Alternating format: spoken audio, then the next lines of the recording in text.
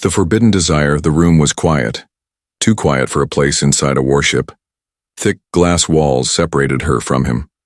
Behind the glass, the human sat alone in a metal cell, chained at the wrists.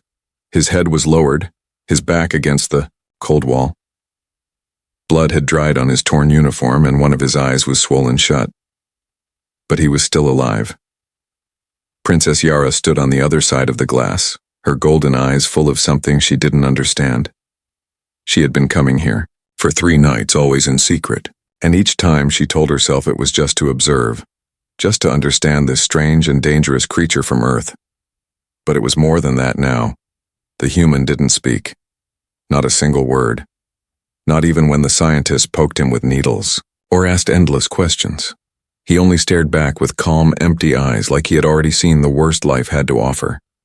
"Why won't you talk to them?" she whispered through the glass. "Are you trying to die in silence?" The human slowly lifted his head. He looked at her. Not with hate, not with fear, just curiosity. Yara felt her heart beat faster.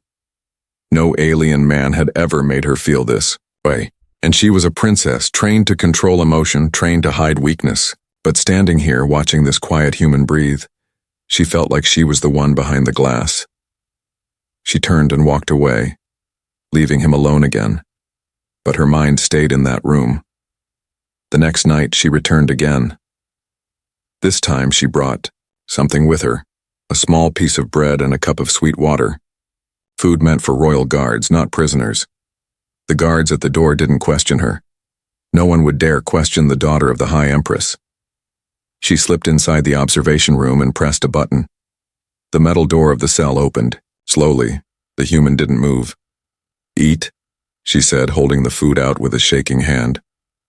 He stared at it, then at her, then finally took it. He ate without a word. Yara sat down on the floor, her back to the wall, and watched him chew. "You fought 10 of our soldiers by yourself," she said. "I saw the recordings, you didn't even run." He didn't answer. "Why?" she asked. He finished eating, then wiped his mouth with his torn sleeve. His voice was quiet. "Because I was protecting someone." Yara blinked. "Who?" "A child," he said. "Your patrol was firing on civilians. One of them was just a little girl. I covered her with my body." Yara's eyes widened. She had read the reports, but the child had never been mentioned. "She lived," the human said. "Your medics found her hiding." Silence filled the room again. "You don't belong in chains," Yara whispered. He looked at her. "And you don't belong here either." Her face flushed. 3 more nights passed. Each night she came to visit. Each night she learned a little more. His name was Jonah. He was a scout, not a soldier. He wasn't even supposed to be in the fight. His ship had crashed by accident during a battle in orbit. He had helped survivors, and that's when her people caught him. She found herself smiling when he spoke. She liked his voice. Soft but strong, broken but honest. But everything changed on the 7th night. Yara stood in front of the glass again, this time holding a small music box from her childhood. It played a soft alien tune when opened, her favorite lullaby. "I used to listen to this when I felt scared," she said. Jonah said nothing. He just listened. Then the door behind her opened with a loud hiss. Yara turned around and froze. It was her mother. The High Empress stood tall, wearing her golden robe and crown. Her face was carved from stone, her eyes colder than the stars outside. Guards followed her inside. They said nothing, but their weapons were ready. "You come here every night," the Empress said slowly, "to speak to the human." Yara tried to speak, but her voice caught in her throat. "You bring him food. You sit beside his cage. You give him kindness." The Empress stepped closer, her voice low and dangerous. "Is it true?" she asked. Yara's hands were shaking. "Yes." The room went silent. "And why?" the Empress asked. Yara looked at Jonah. He stared back, silent and calm. Then she faced. her mother, and said the words that changed everything. "Because I want him." Gasps filled the room. The guards looked at each other in confusion. The Empress's face turned dark. "You want a human?" Yara nodded slowly. "Yes." The Empress turned away and said nothing. She walked out of the room in silence. But everyone knew what that silence meant. Something terrible was coming. The mother's answer, the throne chamber, was colder than usual. Princess Yara stood alone before the tall seat of power, her head lowered. High above her, golden firelights flickered on the ceiling, but they did not bring warmth. The walls were covered with silver banners, symbols of victory, strength, blood, and war. They had always made Yara proud before. Now they felt like sharp eyes watching her every breath. The Empress sat on the throne, silent, unmoving. Not even her golden crown sparkled. Her face was carved in stone, her hands resting on the arms of the throne like they were part of it. Around her stood the royal council, commanders, advisors, even priests. All of them stared at the princess like she was a mistake. No one spoke. Then the Empress finally leaned forward. Her voice was soft, but every word felt like a blade. "You said you want the human. Say it again." Yara raised her head. Her throat was dry, but her voice did not shake. "Yes, I want him." A long silence followed. No one dared interrupt. The Empress nodded once, slowly. Then she stood. Her tall, elegant form carried power that made the air feel heavier. Her long robe slid across the floor as she stepped down from the throne. She stopped right in front of her daughter, looking deep into her eyes. "Do you know what you ask?" the Empress said, her voice now colder than ever. "You ask to take as your companion a creature who came from a dying planet, a thing that burned 10 colonies to ash, a human who stands for war and ruin." Yara didn't look away. "He didn't burn anything. He saved a child. He protected her with his body, even when he was dying." "He is human," the Empress snapped. "They always pretend to protect. Then they strike, just like they did to your brothers. You were too young, but I remember it well. I held your oldest brother's hand when he died. His eyes were gone, his chest was torn open. Do you think the human who did that was kind too?" Yara closed her eyes for a moment. "This one is different." The Empress stepped back. Her voice filled the room. "There is no such thing as a good human," gasps followed. Someone from the council whispered something, but the Empress raised her hand and silence returned. Then she pointed at her daughter. "You will prove your loyalty to me. You will walk into that chamber, and you will kill him. Today." The words struck Yara like thunder. "You have one chance," the Empress continued. "Stand with your people, or fall for a monster." Yara's mouth opened, but no words came out. She felt like her heart had stopped. The Empress turned away. "You have, until the second moon rises. If he lives past that hour, you will not be my daughter anymore." Hours passed. Yara stood outside the prisoner's chamber, holding a ceremonial dagger. It was long, curved, made of dark star metal. The blade was passed down through generations. It had never failed to take a life. She looked at it, then at the thick metal door in front of her. Inside that room sat the only being who had ever looked at her with no fear, no desire for power, no fake smile, only truth. Her hands shook as the door opened. Jonah sat against the wall as before. His eye had started to heal. He looked up when he saw her. He didn't say anything, but he saw the blade. She stepped inside. "So," Jonah said quietly. "Is this the end?" Yara stood still. "They said if I don't do it, I'll be nothing, no name, no family, no home." Jonah gave a sad smile. "That's a heavy price." She nodded. "But the price for killing you might be heavier." He closed his eyes. "Do what you need to, I won't stop you." She stepped closer. Her hand gripped the dagger tight. Then she dropped it. It hit the floor with a cold sound. Jonah opened his eyes. "You chose." "Yes," she said. I choose you. Alarms began to scream. Above them, in the command chamber, the Empress watched, through the security screen. She saw the blade hit the ground. She saw her daughter fall to her knees before the human, whispering, I'm sorry. I can't do it. The Empress's eyes narrowed. Send the guards, she said. Bring her to me. A moment passed, then she added, kill the human. Escape in the dark. The silence didn't last long. Within seconds of the dagger hitting the floor, the soft red lights in the room turned to flashing blue. Warning sirens blared through the fortress. Deep, pulsing horns shook the walls, like the sound of a giant beast awakening. The air itself seemed to grow thicker, as if the fortress had sensed betrayal and was holding its breath.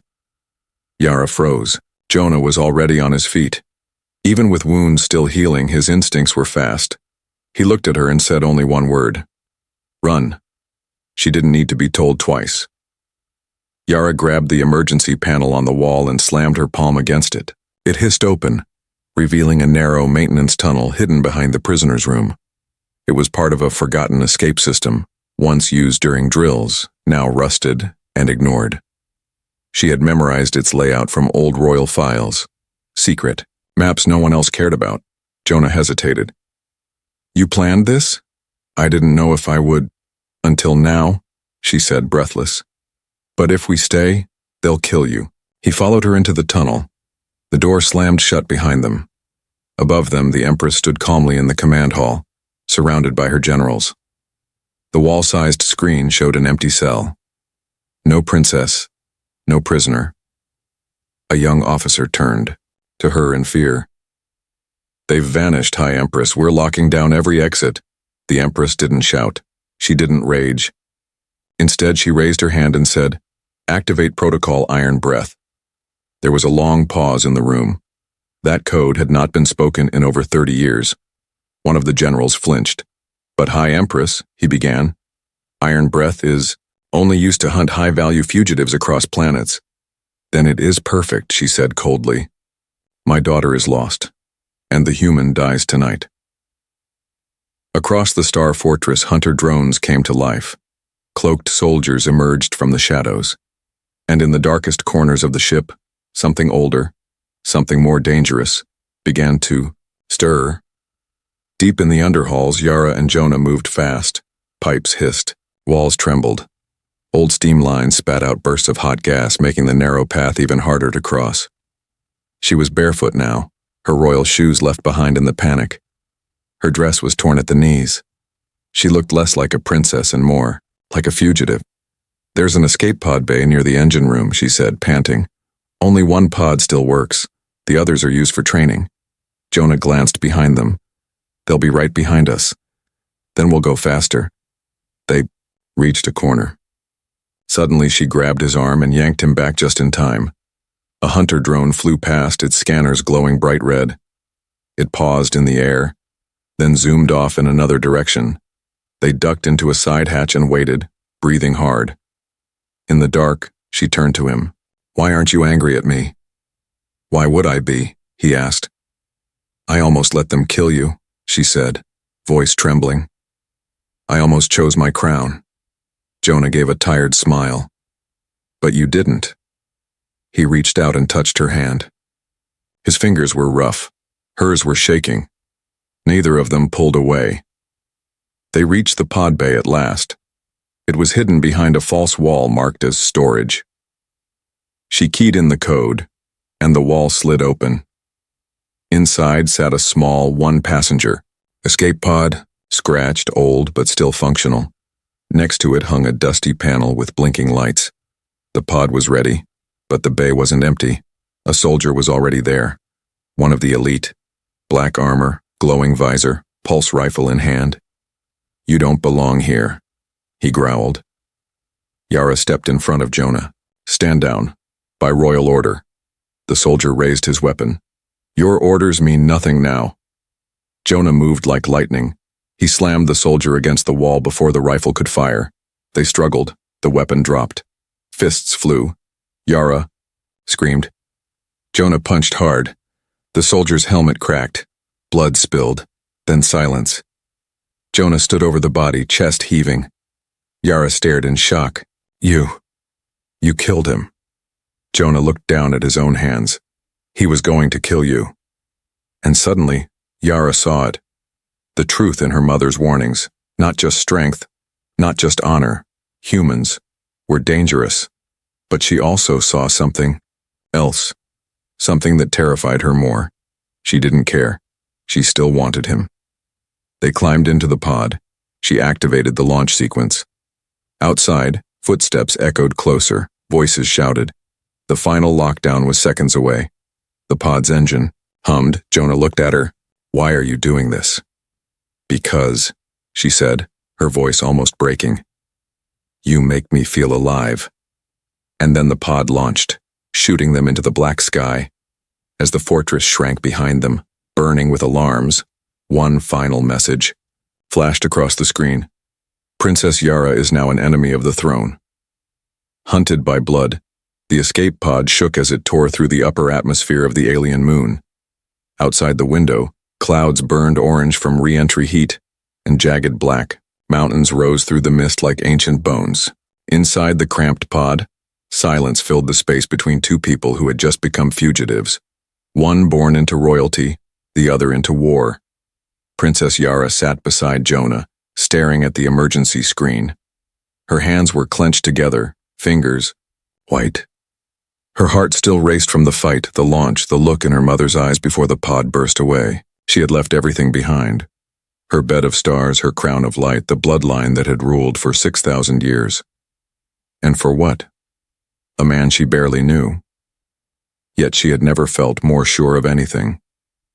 Jonah sat quietly beside her, bruised and tired. He didn't ask questions, he didn't scold her or thank her. He simply breathed slowly, like a man used to chaos now trying to survive peace. After an hour of silence, the pod beeped, landing approach detected. They braced as the pod dropped into the dark valley below, landing hard among rocks and snow. Steam hissed from every bolt as the doors opened. Cold air rushed in, biting at their skin.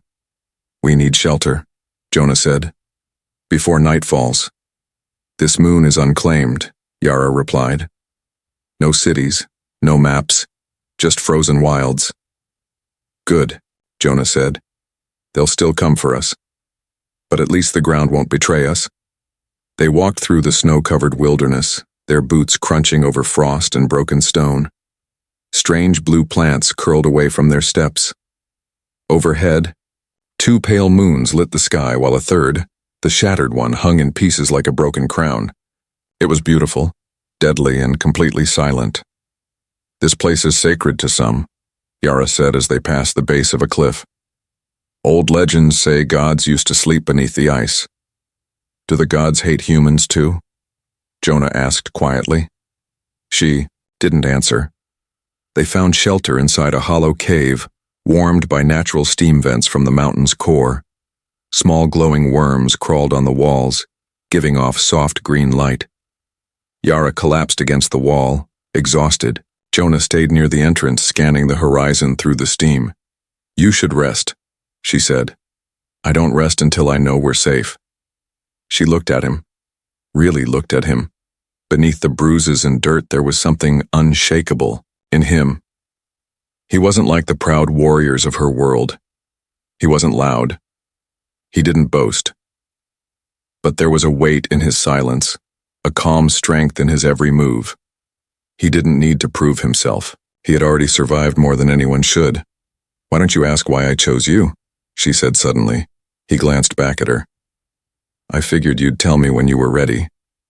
I was supposed to be married, she said, to a diplomat from the Velen Empire. It was all arranged. Politics, power, peace. I hated him. He smiled too much. Jonah chuckled softly. Yeah, smiling can be dangerous. But then I saw you, she continued, sitting in that cell, quiet, proud, even after what they did to you.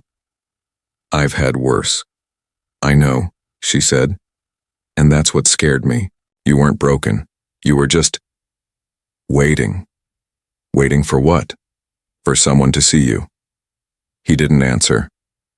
That night, the hunters came. They didn't ride ships. They didn't walk in lines.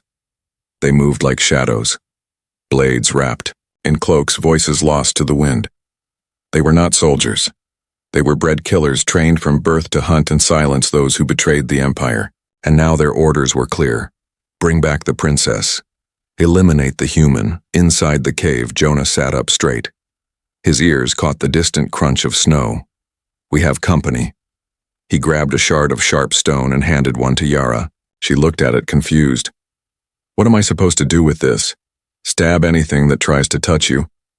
"Helpful." He moved like a ghost through the steam, positioning himself near the entrance. The glowworms dimmed as if they too sensed death coming. Then the first hunter stepped inside. Jonah didn't wait. He tackled the figure before it could raise a blade. The two slammed into the cave wall. Metal clashed. Blood splashed. Jonah grunted as a knife scraped his arm, but he didn't stop. He punched hard, again and again, until the hunter dropped. Another one followed. This one was faster. Yara screamed as it leapt toward her, blade drawn. She swung the stone wildly. It hit the attacker's shoulder, not fatal but enough to stun him. Jonah tackled the second one, slamming his elbow into its chest until ribs cracked. When the cave was silent again, Jonah leaned against the wall, breathing hard. Two dead hunters lay at his feet. "You okay?" he asked. Yara nodded slowly, staring at the bodies. "You didn't even have a weapon." "Humans are weapons," he said simply. Outside, more shadows crept across the snow. The Empress's best had failed. Now, worse was coming. Something ancient had been released, and it had smelled human blood. The truth of the past, the cave was no longer just shelter. It was now a battlefield stained with blood and silence. Princess Yara stood at the edge of the entrance, her hands shaking, her breath uneven. The two hunters lay dead behind her. Their weapons were still warm. Her fingers had touched death that night, and for the first time it had not belonged to someone else. It had followed her. Jonah sat on a rock near the fire, wrapping a torn cloth around his arm. He worked in silence, as if pain was a normal part of breathing. He didn't complain. He didn't speak of the fight. Instead, he stared into the small flame between them, his face lit in orange shadows. To Yara, he looked like something carved from memory, a reminder of everything her world wanted her to forget. They stayed in that cave for 2 days. On the third day, when the snow finally stopped falling and the wind grew quiet, they moved again, this time deeper into the mountains. It was Jonah who found the trail, a thin crack in the side of a cliff that led to a place neither of them expected, an old human outpost. It had been buried long ago by time and silence, built during the first contact. Or, half of it was crumbled, covered in ice and moss. The other half still held shape, rusted doors, shattered glass, machines no longer humming. It was a ghost left behind by a species that never truly belonged here. "How did you know it was here?" Yara asked as they stepped into the ruin. "I didn't," Jonah said. "Just a feeling." Inside, they found signs of the past. Cracked datapads, old uniforms, scattered photographs stuck to the walls. They were black and white, with faces smiling in front of tents and steel walls. Humans, soldiers, scientists. A child sitting on someone's shoulders. All gone now. Yara touched one of the photos. "They look happy." They were. For a while, they pushed deeper into the ruins and found a working terminal buried under broken equipment. Somehow, the backup power still flowed. Jonah used what little energy remained to bring up old files, logs, records, footage. Most were corrupted. But one folder opened. It was titled, Operation Mirror Truth. What they saw changed everything. The footage showed the beginning of the war, not the version taught in royal schools, not the tale her mother repeated at every Empire gathering. It showed humans trying to make peace. It showed diplomats, hands raised, walking toward alien guards, and then it showed her people, her soldiers, firing first.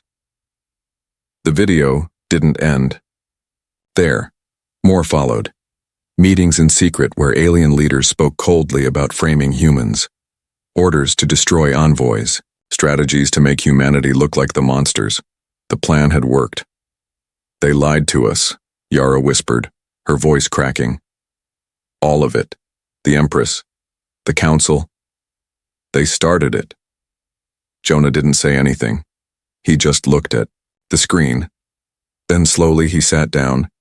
He put his head in his hands and exhaled long and deep like the air itself had turned to iron. They killed my brothers, he said. One by one. Said we were invaders. Said we were savages. Yara stepped, closer, her voice soft. I didn't know. He looked up. His eyes were wet. Not from weakness, but from everything he'd carried alone for so long.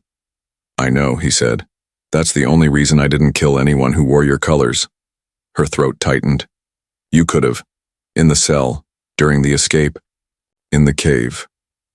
He nodded slowly. But then I'd be the monster they say I am. That night, as wind howled through the broken walls, Yara stood alone under the stars outside the outpost. Her body felt like it was made of glass, full of cracks, ready to shatter.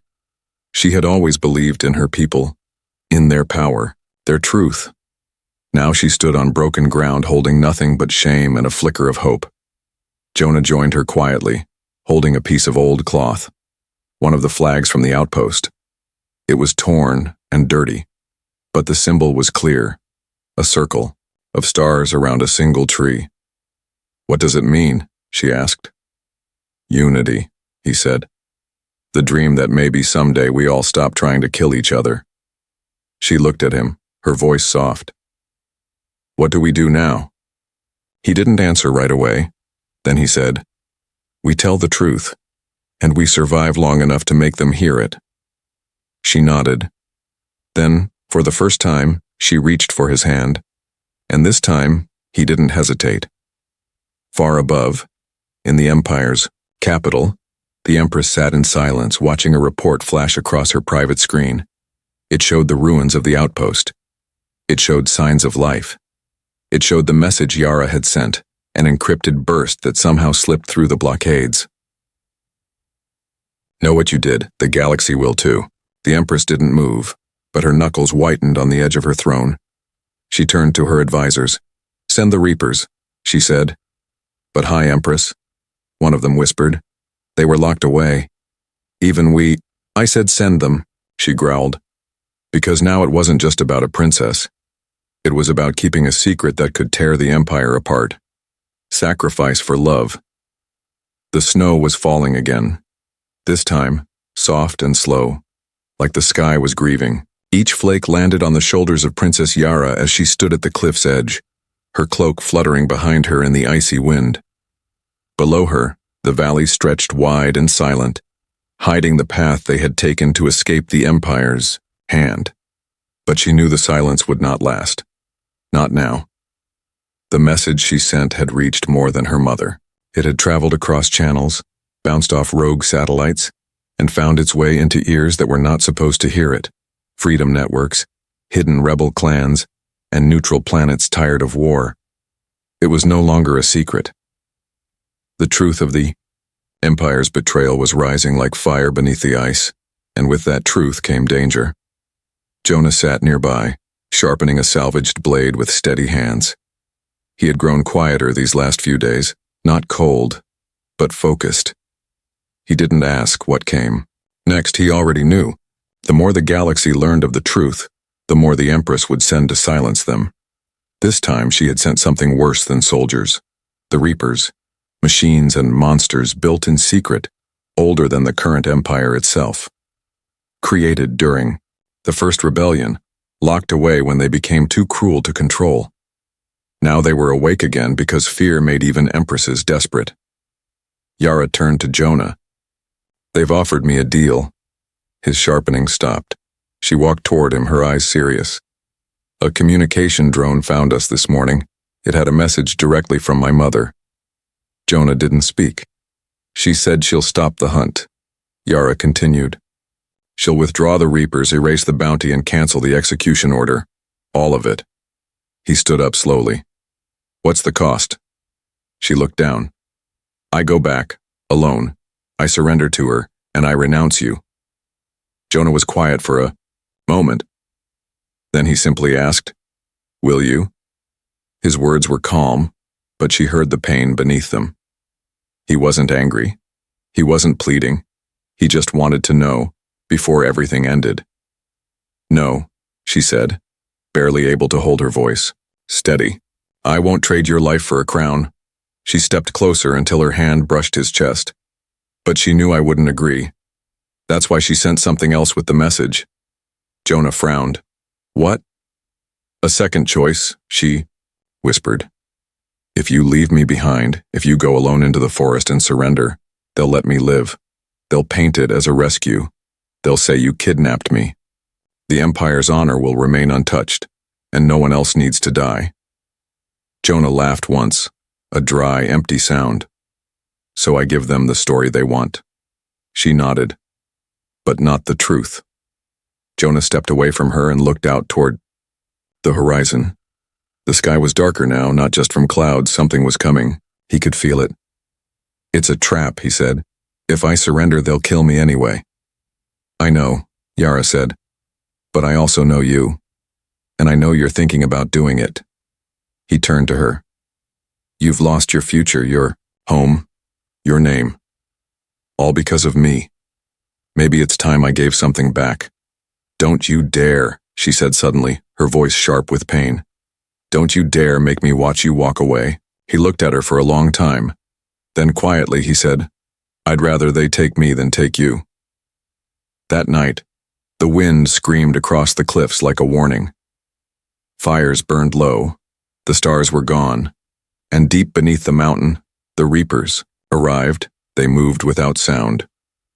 Six-legged, blade-armed eyes glowing red, their minds linked by a single voice, the voice of the Empress. They did not stop. They did not question. They did not leave survivors, and yet as they climbed toward the last ridge, one of them paused. A human stood in the path, unarmed, alone. Jonah raised his hands. I surrender, he said. The lead reaper scanned him. Human identified. Jonah Stone, threat level. Critical. Its blade rose. But before it could strike, something exploded behind them. A flare of light. A wall of heat.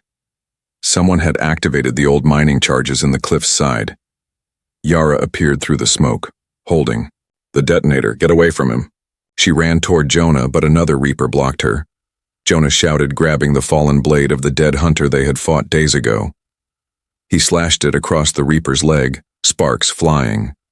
The machine fell, shrieking, but there were too many. One reaper struck Jonah in the chest. Blood spilled. He dropped. Yara screamed. She crawled toward him, firing the last flare gun at the sky. It was useless, but it lit the space around them in brilliant red. Jonah looked at her, coughing. Don't cry, he said. You saved me already. No, she whispered. You don't get to die like this. But his eyes were already closing, and the reapers moved in, and then something strange happened. The reapers stopped. Every red eye froze. Every metal limb locked. Because something was landing above them. Something huge. Something not from the Empire. A rogue ship, black and silver, with no flags. It had picked up the flare, and it came not for war, but for a message. A signal Jonah had sent hours before. A call to any who still believed in peace. As the reapers turned to face the new threat, Yara held Jonah's body in her arms. The fight wasn't over, but the world had just changed. Again. A crown divided. The palace was silent. Not the silence of peace, but the deep waiting kind, like the stillness before a storm, or the pause before a final breath. In the great hall of stars, the banners had been lowered. The Empress's throne stood empty, bathed in a beam of golden light from above, as if the sun itself was watching. Outside, the gates, millions waited in the streets. Aliens of every kind, old war veterans, children of farmers, priests, and former rebels. They stood shoulder to shoulder, watching the skies, watching the screens, watching the last moments of an empire. They no longer feared, because today was the day everything changed, and it began with a ship. Not a warship, not a royal vessel, but a plain black cruiser marked with no symbol, no flag. It hovered above the capital for one long, breathless minute before descending slowly into the palace courtyard. A hush fell over the crowd, and when the ramp opened, two figures stepped out, Princess Yara. No longer in royal silks, no longer the obedient daughter of an empire. She wore a plain jacket, dusty boots, a scarf torn by wind. She had lost the glow of privilege, but gained something brighter, something stronger. She looked like someone who had walked through fire and chosen not to turn back. And beside her walked the human, Jonah Stone. Alive. Barely. His face was marked with healing wounds, his steps slow, supported by a cane made from the forest's bonewood. But he stood tall, prouder than any prince. The crowd, thousands strong, stared at him with something strange in their eyes. Not fear, not hate, but awe. They had heard the stories. They had seen the footage. They knew what he had done. Not just survive the Reapers, not just protect the princess, but reveal the truth that broke the Empire's spell. Inside the throne room, the council stood in rows, leaderless.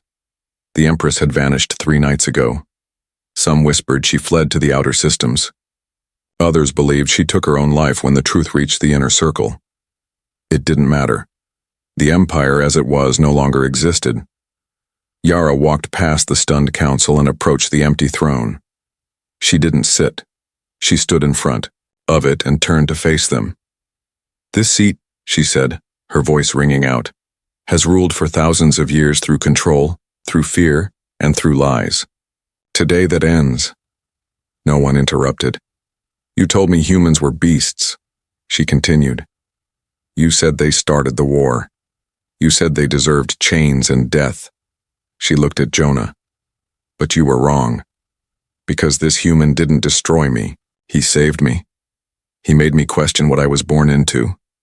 And he showed me something our empire lost long ago. Mercy." Whispers moved through the council.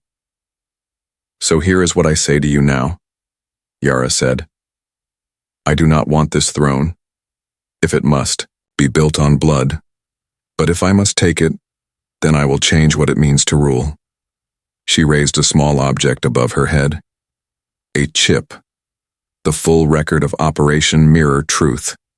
This evidence will be shared with every planet, every system, every mind willing to listen, and if I fall for it, so be it, but the lies stop today. She dropped the chip onto the throne. The room was silent, and then from the back, one old commander began to clap. Slowly, softly, then another joined, and another, until the room echoed with applause. Not for a queen, but for the truth. In the weeks that followed, peace spread like a second sunrise. Worlds once loyal to the Empire raised new flags, banners of unity, not dominance. The truth about the war became public. Reparations began, and though not every corner of the galaxy believed at once, something powerful had been set in motion. A new alliance was born, and its first ambassador was not an alien. It was Jonah, the human who refused to break, the soldier who protected a child, the man who turned a princess into a voice that shook empires. He stood beside Yara in every council chamber, not as a weapon, but as a witness. Some called him guardian, others called him mate. But when asked who he really was, Yara always answered, with the same words, "He's the reason I still believe in what we can become." Years later, a statue was built in the capital square. It showed a human and an alien standing side by side, not holding weapons, not raising flags, just reaching out, hands almost touching. A symbol of something simple and impossible. Hope.